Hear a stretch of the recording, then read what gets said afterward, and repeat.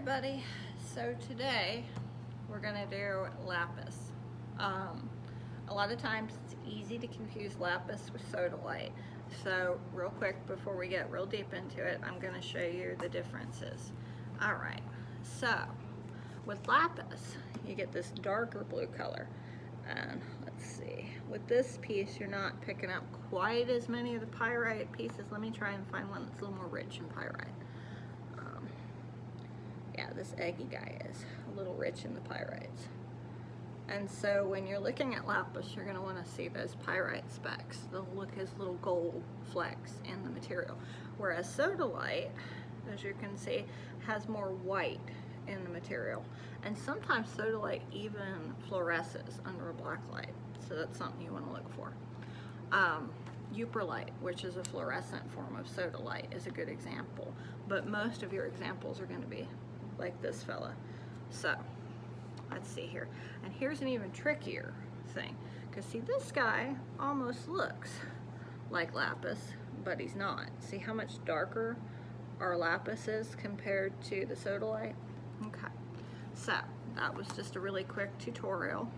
There's another piece of sodalite and another piece of lapis that has white in it, but as you can see, it's a different shade of white, and your sodalite doesn't have the same pyrite specks in it as our lapis tower here. Okay, so now that we know how to identify it, we're going to talk a little bit about our lapis. Okay, lapis is the stone of royalty. The Egyptians, again, really love this stone. A lot of the blue you see in Tutankhamun's mask, those inlays, a lot of them are carved pieces of lapis inlaid into the gold. It's a beautiful stone. It helps with basically connecting with that confident energy, the royal energy, and it helps with a lot of other things too. We get truthful connections, which it's a blue colored stone, so blue usually is a stone that connects with truth.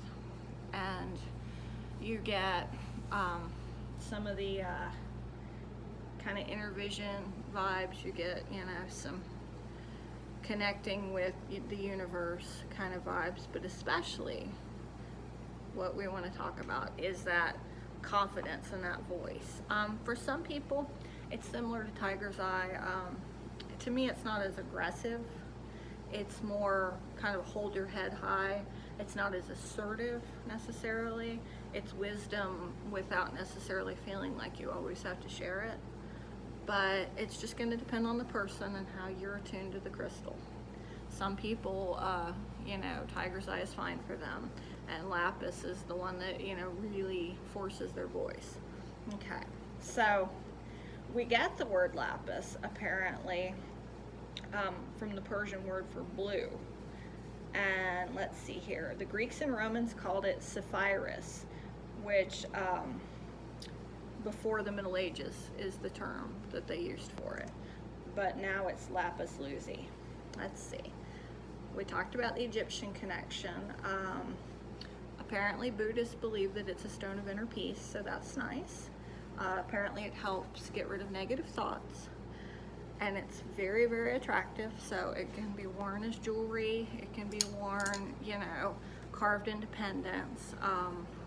It's a great stone, like if you want an ankh or something, having that carved out of lapis would be fantastic, because you get that connection to the Egyptian royalty and the vibrancy of life, of the symbology. So both of those would connect nicely.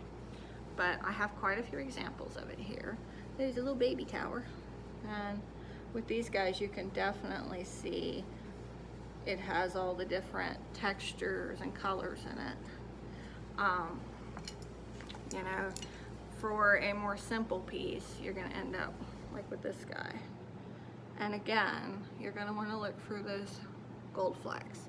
It's really easy to get them mixed up with sodalite. And since sodalite has a different vibe and a different energy, you want each one for each specific purpose. According to our Book of Stones, the Robert Simmons Book of Stones, we've got where it kind of helps you connect to your third eye, and you know, provides access to spiritual guidance. Again, if you're a practitioner who follows those kind of paths and does that kind of spirit work, that's something that you might consider, you know, using it for. Especially with the deep blue, I know it would connect definitely with your chakra points. Let's see here. And again, you know, you're going to see it as a stone of truth. So if you're going into a situation where you want an honest answer from someone and you want to be able to, you know, speak with confidence and be spoken to with truth, it would be a good stone to carry in those kind of situations. I would think, you know, mediations, that kind of situation where truth is important and having the confidence to speak your truth would be important. But too, if you're, you know, somebody who's a timid soul who needs to connect with that vibrant energy of, you know, being able to hold your head high and feel like royalty, you know, those kind of Nefertiti vibes there, definitely you're going to want to connect with your lapis. All right, guys, I'm going to probably address a couple stones today, depending on how busy we are over here at the Cat and the Crow. You know, whether or not I'm able to do videos kind of depends on how busy we get. So look for maybe a couple more today, depending on what our schedule looks like. All right, guys, I hope this has helped, and enjoy connecting with your lapis. Okay, thanks. Bye.